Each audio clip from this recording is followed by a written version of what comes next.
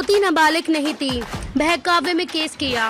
Wrestler, उनके पिता और दादा दादी ने माना झूठा केस था। ब्रजभूषण के खिलाफ पॉक्सो केस खत्म। ब्रजभूषण शरद सिंह पॉक्सो के केस में बेदाग साबित हो गए हैं। मुझे पहले दिन से भरोसा था कि ये केस नहीं टिकेगा। ये सब भारतीय कुश्ती महासंघ पर कब्जा करने की लड़ाई थी। ब्रजभूषण शरद सिंह कई साल से इसके अध्यक्ष थे, इसलिए उनके खिलाफ घेराबंदी की गई। यह कहना है ब्रजभूषण के वकील एपी सिंह का।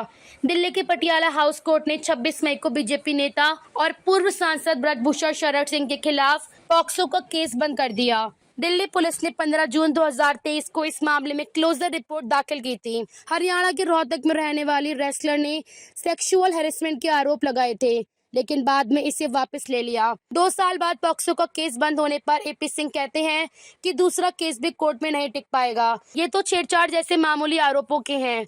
कोर्ट के फैसले पर रेसलर के पिता और दादा से बात की। दादा कहते हैं, आरोपों के पीछे साजिश थी। मेरा बेटा कुछ लोगों के बहकावे में आ गया था। हमने खुद जाकर बयान दिए और केस खत्म किया। मेरी पोती न तो नाबालिग थी और न ही उसके साथ गलत काम हुआ था।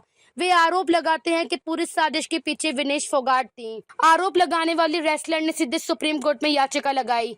सुप्रीम कोर्ट ने पूछा भी कि आप लोगों ने कहीं और शिकायत दर्ज कराई है? 100 नंबर या फिर 112 नंबर पर कॉल किया?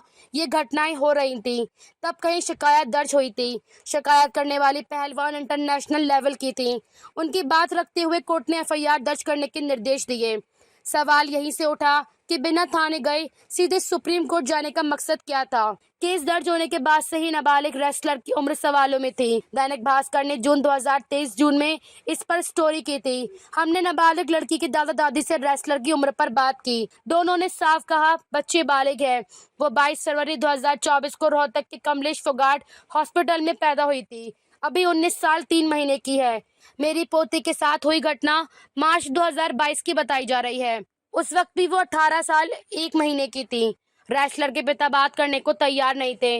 उन्होंने सिर्फ इतना कहा कि मैंने केस बंद करवा दिया है। बस इतना कहता हूँ, जो असली चोर है उनका भी आपको कुछ दिनों में पता चल जाएगा। हमने पूछा कि आप कोर्ट के फैसले से संतुष्ट हैं? वे गुस्से में कहते हैं हाँ। ब्रजभूषण के खिलाफ 66 दिन धरने पर बैठे रहे पहलवान। भारतीय कुश्ती संघ के अध्यक्ष ब्रजभूषण सिंह के खिलाफ पहलवानों ने दिल्ली के जंतर मंतर पर धरना शुरू कर दिया था। विनेश फोगाट, बजरंग पूनिया और साक्षी मलिक इस आंदोलन का चेहरा बने। ये धरना 2 फेज में हुआ। पहली बार 18 से 20 जनवरी 2023 तक चला धरना। सरकार के आश्वासन के बाद खत्म हुआ। दूसरे फेज में पहलवान 23 अप्रैल से 25 जून 2023 तक कुल 64 दिन धरने पर बैठे रहे। वे ब्रजभूषण की गिरफ्तारी की मांग कर रहे थे। बाद में उन्होंने कहा कि आगे की लड़ाई कोर्ट में जारी रहेगी।